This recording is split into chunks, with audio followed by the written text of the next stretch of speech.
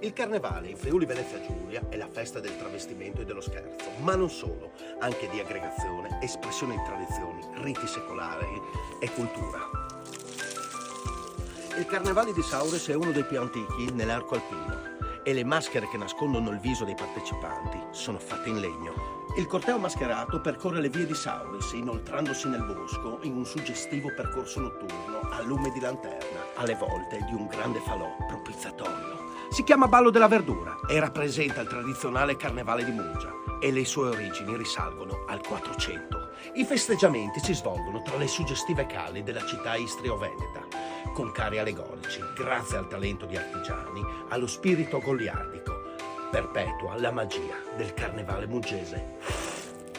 Dal mare alla montagna, il carnevale è celebrato con riti antichi, frutto di contaminazioni germaniche, slave e mediterranee, che ci portano a fare un tuffo nel passato e scoprire curiose tradizioni locali.